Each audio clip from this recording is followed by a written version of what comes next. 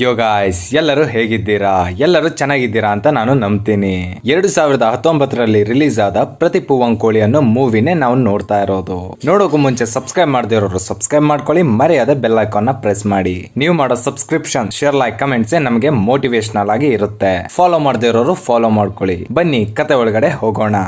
Opening scene ನಲ್ಲಿ ಒಬ್ಬ ಹುಡುಗ ಸೈಕಲ್ ನಲ್ಲಿ ಅಂಕಲ್ ನ ಕೂರಿಸ್ಕೊಂಡು ಡಬಲ್ಸ್ ಹೊಡ್ಕೊಂಡು ಬರ್ತಾ ಇದ್ದಾನೆ. ಸ್ವಲ್ಪ ದೂರ ಬಂದಿದ ತಕ್ಷಣ ಆ ಅಂಕಲ್ ಆ ಹುಡುಗನನ್ನು ಸೈಕಲ್ ನಿಂದ ಕೆಳಗೆ ಇಳಿಸ್ತಾನೆ. ಹುಡುಗನನ್ನ ಕೆಳಗೆ ಇಳಿಸ್ಬಿಟ್ಟು ಸೈಕಲ್ ಅನ್ನ ಒಂದು ಕಡೆ ನಿಲ್ಲಿಸ್ತಾನೆ. ನಿಲ್ಲಿಸಿಬಿಟ್ಟು ಇನ್ನು ಮುಂದೆ ನಡ್ಕೊಂಡು ಹೋಗಪ್ಪ ಅಂತ ಹೇಳ್ತಾನೆ. ಏನು ಅಂತ ನೋಡಿದ್ರೆ ಆ ಹುಡುಗ ಆ ಅಂಕಲ್ ಹತ್ರ ಲಿಫ್ಟ್ ಕೇಳಿರ್ತಾನೆ. ಅದಕ್ಕೆ ಆ ಅಂಕಲ್ ಅವನ ಹತ್ರನೇ ಸೈಕಲ್ ನ ತುಳಿಸಿ ಅವರು ಜಾಲಿಯಾಗಿ ಹಿಂದೆ ಕೂತ್ಕೊಂಡು ಬರ್ತಾರೆ. ಅಂಕಲ್ ಅವರ ತಂಗಿ ಮನೆ ಬಂದಿದ ತಕ್ಷಣ ಸೈಕಲ್ ಅನ್ನು ನಿಲ್ಲಿಸಿ ಆ ಹುಡುಗನನ್ನ ನಡ್ಕೊಂಡು ಹೋಗು ಅಂತ ಹೇಳ್ತಾನೆ. ಇದನ್ನು ಕೇಳಿದ ಆ ಹುಡುಗ ಸಪ್ಪಿಗೆ ಹೋಗ್ತಾನೆ. ಆಮೇಲೆ ಆ ಅಂಕಲ್ ಮನೆ ಒಳಗಡೆ ಹೋಗ್ತಾರೆ. ಮನೆ ಒಳಗೆ ಹೋಗಿದ ತಕ್ಷಣ ಅವರ ತಂಗಿ ಬರ್ತಾರೆ. ಬಂದು ಬ್ರೋಕರ್ ನ ನೋಡಿದ್ರ? ಹುಡುಗ ಸೆಟ್ ಆದ್ನ? ನಮ್ಮ ಹುಡುಗಿಗೆ ಸರಿ ಬರ್ತಾನ ಅಂತ ಕೇಳ್ತಾರೆ. ಹಾ, ಬ್ರೋಕರ್ ನ ನೋಡ್ದೆ, ಈ ಅಲೈನ್ಸ್ ಸರಿ ಬರುತ್ತೆ ಅಂತ ಅನ್ಸುತ್ತೆ ಎಂದು ಹೇಳ್ತಾರೆ. ಮನೆ ಒಳಗಿಂದ ಒಂದು ಹುಡುಗಿ ಅರ್ಜೆಂಟ್ ಆಗಿ ರೆಡಿಯಾಗಿ ಹೊರಗಡೆ ಬರ್ತಾಳೆ. ಇವಳೆ ನಮ್ಮ ಹೀರೋಯಿನ್ ಮಾಧುರಿ. ವಯಸ್ಸು 34 ಆಯ್ತು, ಆದ್ರೆ ಎಷ್ಟು ಯಂಗ್ ಆಗಿದ್ದಾರೆ ನೋಡಿ. ಇವರಿಗೆ ಆ ಅಂಕಲ್ ಅಲೈನ್ಸ್ ಅನ್ನು ಹುಡುಕ್ತಿದ್ದಾರೆ. ಕೆಲಸಕ್ಕೆ ಟೈಮ್ ಆಯ್ತು, ಸೊ ಬೇಗ ರೆಡಿಯಾಗಿ ಮಾಧುರಿ ಹೊರಗಡೆ ಹೋಗ್ತಿರ್ತಾಳೆ.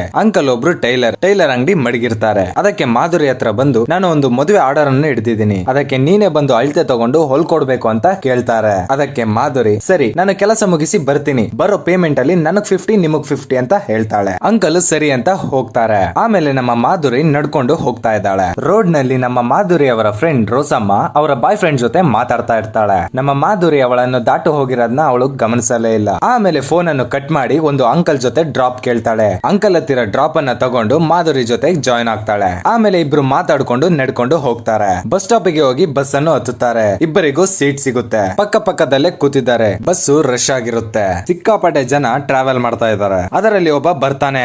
ಅವನ ತಲೆ ನೋಡಿ ಹೇಗಿದೆ. ಅವನ ತಲೆಯನ್ನು ನೋಡಿದರೆ ನಮ್ಮ ಮುಖ ನಮಗೆ ಕಾಣಿಸುತ್ತೆ, ಅಷ್ಟು ಶೈನಿಂಗ್ ಆಗಿದೆ ಅವನ ತಲೆ. ಅವನ ಹೀರೋಯಿನ್ ಮಾಧುರಿಯನ್ನು ನೋಡಿ ಅವಳ ಪಕ್ಕ ಬಂದು ನಿಂತ್ಕೋತಾನೆ. ಮಾಧುರಿಯನ್ನ ಒಂಥರ ನೋಡ್ತಾ ಇದ್ದಾನೆ. ಅವಳನ್ನು ಉಜ್ಜುತ್ತಿದ್ದಾನೆ. ರೋಸಮ್ಮ ಅವಳಿಗೆ ಫೋನ್ ಅಲ್ಲಿ ಫೋಟೋಸ್ ತೋರಿಸ್ತಾ ಇದ್ದಾಳೆ. ಅದನ್ನ ಮಾಧುರಿ ಅಮ್ಮ ನೋಡ್ತಾ ಇರ್ಬೇಕಾದ್ರೆ ಬಸ್ಸು ಕುಲ್ಕುತ್ತೆ. ಆ ಬಾಂಡ್ಲಿಯ ಹೆಸರು ಆಂಡಪ್ಪ ಅಂತ.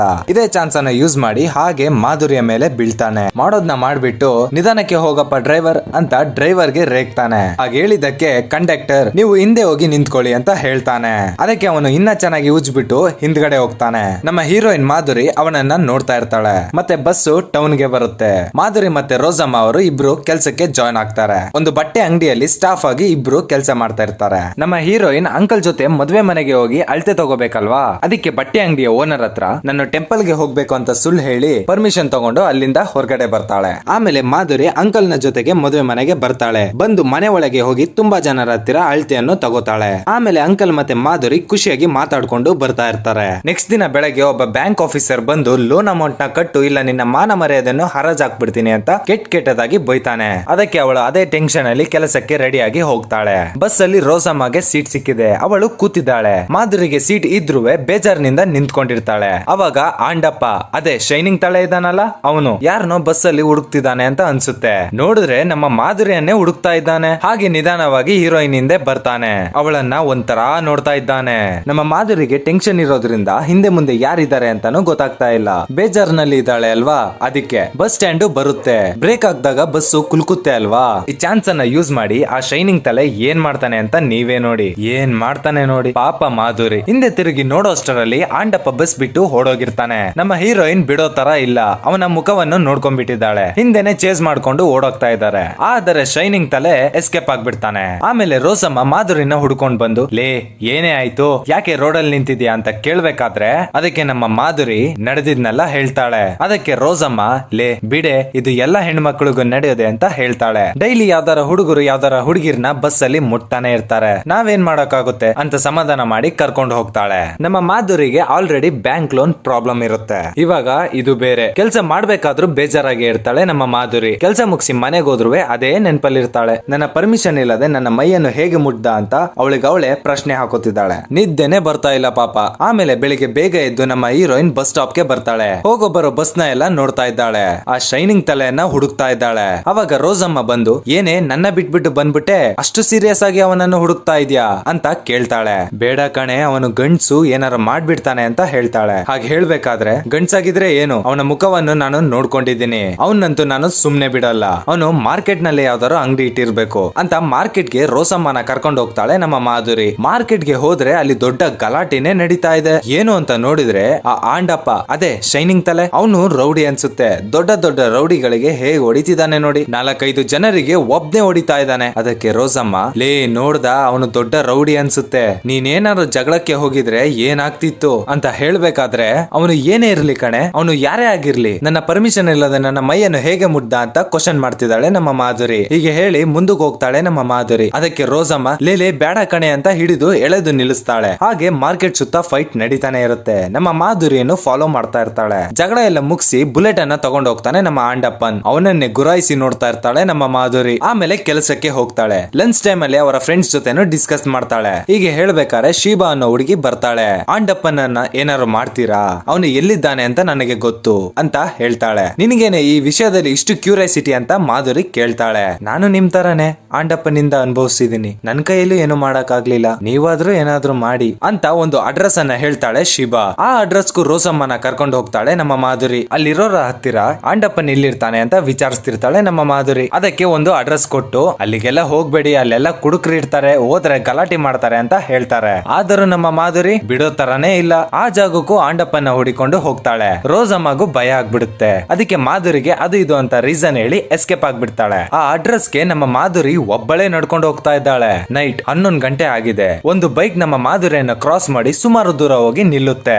ಯಾರು ಅಂತ ನೋಡಿದ್ರೆ ಆಂಡಪ್ಪನ್ ಒಂದು ಹುಡುಗಿಯನ್ನ ಆಟೋ ಇಂದ ಕೆಳಗೆ ಇಳಿಸಿ ಅವನ ಬೈಕ್ ಮೇಲೆ ಕೂರಿಸ್ಕೊಂಡು ಕರ್ಕೊಂಡು ಹೋಗ್ತಾ ಇದ್ದಾನೆ. ನಮ್ಮ ಮಾಧುರಿ ಹಿಂದೆನೆ ಓಡಿ ಹೋಗ್ತಾಳೆ. ಲೋ ಪೊರ್ಕಿ ನಿಂತ್ಕೊಳ್ಳೋ ಅಂತ ಚೆನ್ನಾಗಿ ಬೈತಾಳೆ. ಆಂಡಪ್ಪನ್ಗೆ ಕೇಳಿಸ್ಲಿಲ್ಲ ಅನ್ಸುತ್ತೆ. ಆಂಡಪ್ಪನು ಹೊರಟು ಹೋಗ್ತಾನೆ. ಮನೆಗೆ ಟೆನ್ಷನ್ ಆಗಿ ಹೋಗ್ತಾಳೆ ನಮ್ಮ ಮಾಧುರಿ. ಅದಕ್ಕೆ ಅವರ ಅಂಕಲ್, ಯಾಕಮ್ಮ ಇಷ್ಟು ಲೇಟು, ನೋಡು ಅಮ್ಮ ಎಷ್ಟು ಬೇಜಾರ್ ಮಾಡ್ಕೊಂಡಿದ್ದಾರೆ ಅಂತ ಕೇಳ್ತಾರೆ. ಏನಾದ್ರೂ ಪ್ರಾಬ್ಲಮ್ ಆಗಿದ್ಯಾ ಹೇಳಮ್ಮ ಅಂತ ಕೇಳ್ತಾರೆ. ಅಂಕಲ್, ಮದುವೆ ಬಟ್ಟೆಗಳೆಲ್ಲ ಹೊಲ್ದಾಯ್ತು, ತಗೊಂಡ್ ಹೋಗಿ ಅಂತ ಬಟ್ಟೆಯನ್ನ ಕೊಟ್ಟು ಕಳಿಸ್ತಾಳೆ ಮಾಧುರಿ. ನಮ್ಮ ಹೀರೋಯಿನ್ ಗೆ ತಂದೆ ಇರೋದಿಲ್ಲ, ಅಮ್ಮ ಮಾತ್ರ. ಮಾವ ಅವಾಗವಾಗ ಬಂದು ನೋಡ್ಕೊಂಡು ಹೋಗ್ತಾ ಇರ್ತಾನೆ. ನೆಕ್ಸ್ಟ್ ದಿನ ಆಂಡಪ್ಪನ ಹುಡಿಕೊಂಡು ಮಾರ್ಕೆಟ್ ಗೆ ಹೋದ್ರೆ ಒಬ್ಬ ಹುಡುಗ ಮಾಧುರಿ ಮತ್ತೆ ರೋಸಮ್ಮನ ನೋಡಿ ಮಫ್ತಿಯಲ್ಲಿ ಪೊಲೀಸ್ ಬಂದಿದ್ದಾರೆ ಅಂತ ಹೆದರ್ಕೊಂಡು ಓಡ್ತಾನೆ. ಈ ಹುಡುಗ ಯಾರು ಅಂತ ಹೇಳಿದ್ರೆ ಆಂಡಪ್ಪನ್ ಜೊತೆ ಇರೋ ಹುಡುಗ. ನಮ್ಮ ಮಾಧುರಿಯನ್ನು ಈ ಹುಡುಗನನ್ನ ನೋಡಿರ್ತಾಳೆ. ಅದಕ್ಕೆ ಚೇಸ್ ಮಾಡ್ಕೊಂಡು ಹೋಗಿ ಆ ಹುಡುಗನನ್ನ ಹಿಡಿದು ಆಂಡಪ್ಪನ್ ಎಲ್ಲಿದ್ದಾನೆ ಅಂತ ವಿಚಾರಿಸ್ತಿರ್ತಾಳೆ. ಆ ಹುಡುಗನು ಎದರಿ ಒಂದು ಜಾಗವನ್ನು ಹೇಳ್ತಾನೆ. ನೆಕ್ಸ್ಟ್ ದಿನ ಆ ಹುಡುಗ ಹೇಳಿದ ಪ್ಲೇಸ್ ಗೆ ಹೋಗಿ ಮಾಧುರಿ ಮತ್ತು ರೋಸಮ್ಮ ವೇಟ್ ಮಾಡ್ತಾ ಇರ್ತಾರೆ. ಅದು ಒಂದು ರೈಲ್ವೆ ಸ್ಟೇಷನ್. ಅದಕ್ಕೆ ರೋಸಮ್ಮ, ನಾನು ನೀರ್ ತಗೊಂಡ್ ಬರ್ತೀನಿ ಅಂತ ಹೋಗ್ತಾಳೆ. ಅವಾಗ ಆಂಡಪ್ಪನ್ ಬೈಕ್ ನಲ್ಲಿ ಬಂದು ನಿಂತ್ಕೋತಾನೆ. ಒಬ್ಬ ಬಂದು ಮಾಮೂಲಿಯನ್ನು ಕೊಟ್ಟು ಹೋಗ್ತಾನೆ. ಆ ದುಡ್ಡನ್ನ ಲೆಕ್ಕ ಮಾಡ್ತಾ ಇದ್ದಾನೆ ಆಂಡಪ್ಪನ್. ನಮ್ಮ ಮಾಧುರಿ ಅವನನ್ನೇ ಗುರಾಯಿಸ್ತಾ ಇದ್ದಾಳೆ. ಅವನು ನಮ್ಮ ಮಾಧುರಿಯನ್ನ ನೋಡ್ಬಿಟ್ಟ. ಇಬ್ರು ಒಬ್ರಿಗೊಬ್ರು ಗುರಾಯಿಸ್ಕೊತಾ ಇದಾರೆ. ನಮ್ಮ ಹೀರೋಯಿನ್ ಅವನನ್ನೇ ಗುರಾಯಿಸ್ತಾ ಆ ಸ್ಟೇಷನ್ ಅನ್ನ ಕ್ರಾಸ್ ಮಾಡ್ಕೊಂಡು ಹೋಗ್ತಾಳೆ. ಅವನು ಮಾಧುರಿಯನ್ನ ನೋಡ್ಕೊಂಡು ಮುಂದೆ ಬರ್ತಾ ಇದ್ದಾನೆ. ಓಕೆ, ಇಬ್ಬರಲ್ಲಿ ಒಬ್ಬರ ಕತೆ ಮುಗಿತ್ತೆ ಅಂತ ಅನ್ಕೊಂಡ್ರೆ ಅವರಿಬ್ಬರ ಮಧ್ಯೆ ಒಂದು ರೈಲ್ವೆ ಟ್ರ್ಯಾಕ್ ಇದೆ. ಆ ರೈಲ್ವೆ ಟ್ರ್ಯಾಕ್ ಅಲ್ಲಿ ಟ್ರೈನ್ ಪಾಸ್ ಆಗ್ಬಿಡುತ್ತೆ. ಒಬ್ಬರಿಗೊಬ್ರು ಗುರಾಯಿಸಿ ನೋಡ್ಕೋತಾ ಇದ್ದಾರೆ. ಆಂಡಪ್ಪನ ಆಪೋಸಿಟ್ ರೌಡಿ ಗ್ಯಾಂಗ್ ಆಂಡಪ್ಪನ್ಗೆ ಅಟ್ಯಾಕ್ ಮಾಡ್ತಾರೆ. ಆಂಡಪ್ಪನಿಗೆ ಸಾಯೋ ತರ ಹೊಡಿತಾ ಇದ್ದಾರೆ. ಚೆನ್ನಾಗಿ ಹೊಡೆದಾಕ್ಬಿಟ್ಟು ಅಲ್ಲಿಂದ ಓಡಿ ಹೋಗ್ತಾ ಇದ್ದಾರೆ. ಆಂಡಪ್ಪನ್ ಇವಾಗ ಸಾಯೋ ಸ್ಟೇಜ್ ಅಲ್ಲಿ ಬಿದ್ದಿದ್ದಾನೆ. ರೋಸಮ್ಮ ಇವಾಗ ಬರ್ತಾಳೆ. ಲೇ, ನೀನೇನ ಇದ್ ಮಾಡಿದ್ದು ಅಂತ ಕೇಳ್ತಾಳೆ. ಅದಕ್ಕೆ, ಇಲ್ಲ ಕಣೆ, ಬೇರೆ ಯಾರೋ ಬಂದು ಹೊಡೆದ್ ಬಿಟ್ಟು ಓಡಿ ಹೋದ್ರು ಅಂತ ಹೇಳ್ತಾಳೆ. ಅದಕ್ಕೆ ರೋಡ್ ಅಲ್ಲಿ ಬರೋ ಕಾರನ್ನ ಅಡ್ಡ ಹಾಕಿ ಲಿಫ್ಟ್ ಕೇಳಿ ಆಂಡಪ್ಪನ ಹಾಸ್ಪಿಟಲ್ ಗೆ ಸೇರಿಸ್ತಾಳೆ ನಮ್ಮ ಮಾಧುರಿ. ಅದಕ್ಕೆ ರೋಸಮ್ಮ, ಯಾಕೆ ಅವನನ್ನ ಕಾಪಾಡಿದೆ, ಹಾಗೆ ಬಿಟ್ಟಿದ್ರೆ ಸಾಯ್ತಾ ಇದ್ನಲ್ಲ ರೋಡಲ್ಲೇ ಅಂತ ಹೇಳ್ಬೇಕಾದ್ರೆ, ಅವನು ಸತ್ರೆ ನಾನು ಯಾರನ್ನ ಹೊಡೆಯೋದು ಅಂತ ಹೇಳ್ತಾಳೆ. ನನ್ನ ಪರ್ಮಿಷನ್ ಇಲ್ಲದೆ ನನ್ನನ್ನು ಮುಟ್ಟಿದ್ದಾನೆ, ಅವನ ತಪ್ಪು ಅವನಿಗೆ ಗೊತ್ತಾಗ್ಬೇಕಲ್ವಾ ಅಂತ ಹೇಳ್ತಾಳೆ. ಆಮೇಲೆ ಕೆಲಸಕ್ಕೆ ಹೋಗಿ ಕೆಲಸ ಮಾಡ್ತಾ ಇರ್ತಾರೆ. ಪೊಲೀಸರು ಕೆಲಸ ಮಾಡೋ ಜಾಗಕ್ಕೆ ಬಂದು, ನೀವಿಬ್ರೇ ಅಲ್ವಾ ಆಂಡಪ್ಪನನ್ನ ಹಾಸ್ಪಿಟ್ಲಿಗೆ ಸೇರಿಸಿದ್ದು ಅಂತ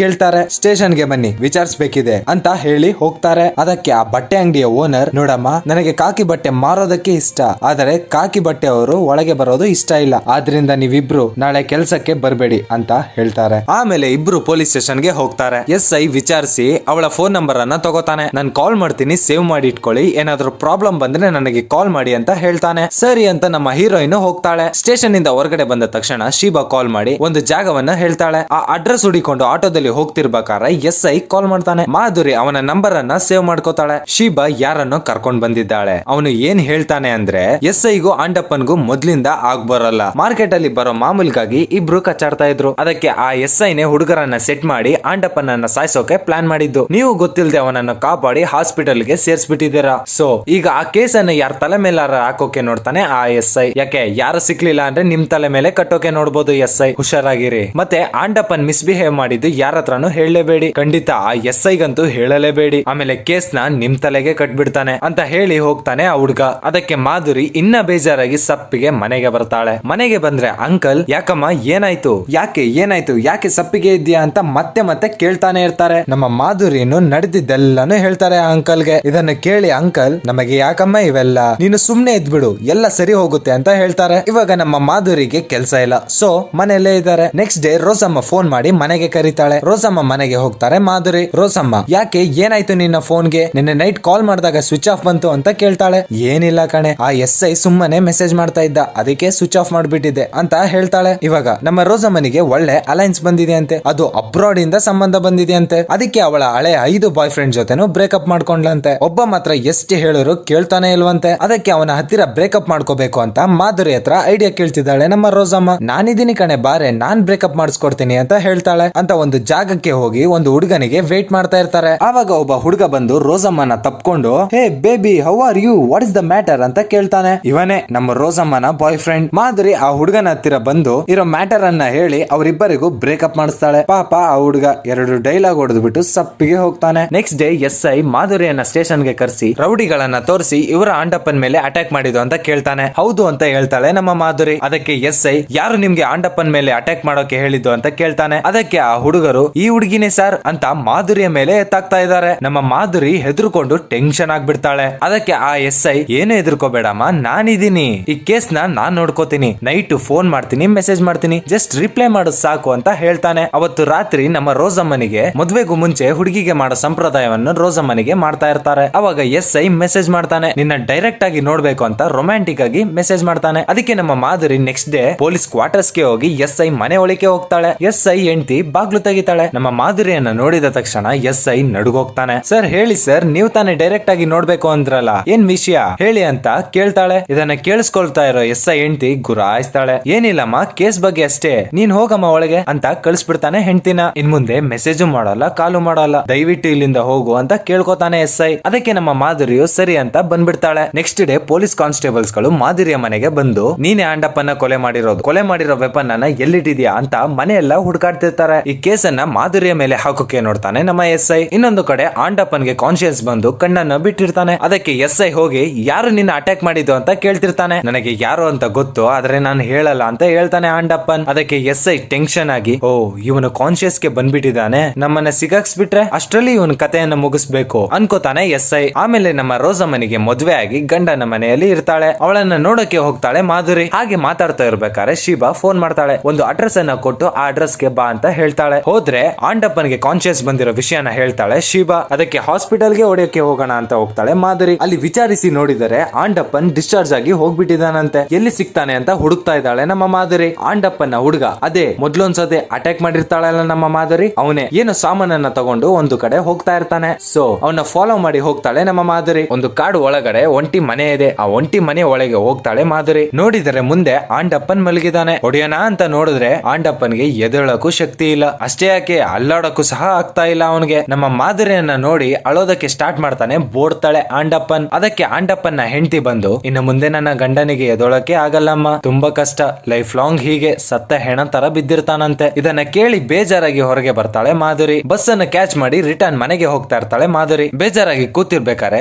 ಒಬ್ಬ ಅಂಕಲ್ ಸ್ಕೂಲ್ ಹುಡುಗಿರು ಜಾಲಿಯಾಗಿ ಮಾತಾಡ್ಕೊಂಡು ಬಸ್ ಅಲ್ಲಿ ನಿಂತಿರ್ತಾರೆ. ಆ ಹುಡುಗಿಯ ಹಿಂದೆ ಇದ್ದ ಅಂಕಲ್ ಏನ್ ಮಾಡ್ತಾನೆ ನೋಡಿ, ಪಾಪ ಆ ಹುಡುಗಿ. ಇದನ್ನ ನೋಡಿದ ಮಾಧುರಿ ಸಖತ್ ಟೆನ್ಷನ್ ಆಗಿ ಆ ಅಂಕಲ್ ಗೆ ನಾಯಿಗೆ ಹೊಡೆದಾಗ ಹೊಡಿತಾಳೆ. ಆ ಬ್ಯಾಂಕ್ ಆಫೀಸರ್ ಕೆಟ್ಟದಾಗಿ ಬಂದು ಬೈದಿದ್ದು, ಆಂಡಪ್ಪನ್ ತನ್ನ ಮುಟ್ಟಿದ್ದು, SI ಅವಳಿಗೆ ಕೆಟ್ಟದಾಗಿ ಮೆಸೇಜ್ ಮಾಡಿದ್ದು, ಎಲ್ಲ ಕೋಪವನ್ನು ಒಂದೇ ಸಾರಿ ತೀರ್ಸ್ಕೊತಾ ಇದ್ದಾಳೆ. ಹೆಣ್ಮಕ್ಳಂದ್ರೆ ಏನೋ ಅನ್ಕೊಂಡ್ಬಿಟ್ಟಿದ್ದೀರಾ, ನಮ್ಮ ಪರ್ಮಿಷನ್ ಇಲ್ದೆ ನಮ್ಮನ್ನ ಹೇಗ್ ಬಿಡ್ತೀರಾ ಅಂತ ನಾಯಿಗೆ ಹೊಡೆದಂಗ್ ಹೊಡಿತಿದ್ದಾಳೆ. ಜನರೆಲ್ಲ ನೋಡ್ತಾ ಇದ್ದಾರೆ. ಆದರೂ ಆ ಅಂಕಲ್ ಅನ್ನ ಅಟ್ಟಾಡ್ಸ್ಕೊಂಡು ಹೋಗಿ ಮಾಧುರಿ ಹೊಡಿತಾ ಇದ್ದಾಳೆ. ಯಾವ ಕೈಯಿಂದ ಆ ಹುಡುಗಿಯನ್ನ ಮುಟ್ಟಿದನೋ ಆ ಕೈನ ಕಲ್ಲಿಂದ ಚುಚ್ತಾ ಇದ್ದಾಳೆ ನಮ್ಮ ಮಾಧುರಿ. ಹೋಗ್ಬೇಕಾದ್ರೆ ಆ ಸ್ಕೂಲ್ ಹುಡುಗಿನ ನೋಡ್ಬೇಕಾದ್ರೆ ಸ್ಕೂಲ್ ಹುಡುಗಿಗೆ ಒಂಥರ ಧೈರ್ಯ ಬಂದಂಗೆ ಆಗುತ್ತೆ. ಅವಳು ಅಂಕಲ್ ಹತ್ರ ಹೋಗಿ ನಿಂತ್ಕೋತಾಳೆ. ಕಪಾಲಕ್ಕೆ ಒಂದು ಬಿಡ್ತಾಳೆ ನೋಡಿ. ಈ ಸೌಂಡ್ ನಡ್ಕೊಂಡು ಹೋಗ್ತಿರುವ ಮಾಧುರಿಯ ಕಿವಿಗೆ ಬೀಳುತ್ತೆ. ಆ ಸೌಂಡ್ ಅನ್ನ ಕೇಳಿ ಆಂಡಪ್ಪನ್ ಮೇಲಿದ್ದ ಕೋಪ, SI ಮೇಲಿದ್ದ ಕೋಪ, ಈ ಸೊಸೈಟಿ ಮೇಲಿದ್ದ ಕೋಪವನ್ನೆಲ್ಲ ಇದೆಲ್ಲಾನು ಅಂಕಲ್ ಮೇಲೆ ತೋರ್ಸಾಯ್ತು. ಅದೇ ನೆಮ್ಮದಿಯಲ್ಲಿ ನಗಾಡ್ಕೊಂಡು ಹೋಗ್ತಾ ಇದ್ದಾಳೆ ನಮ್ಮ ಮಾಧುರಿ. ಇಲ್ಲಿಗೆ ಈ ಮೂವಿ ಮುಗಿಯುತ್ತೆ. ಸೊ ಈ ತರ ಡಿಫ್ರೆಂಟ್ ಆದ ವಿಡಿಯೋಸ್ ನಾನು ನಿಮ್ಗೆ ಕೊಡ್ತಾನೆ ಇರ್ತೀನಿ. ನೀವು ಮಾಡ್ಬೇಕಾಗಿರೋದು ನಿಮ್ಮ ಸಪೋರ್ಟ್ ಮಾತ್ರ.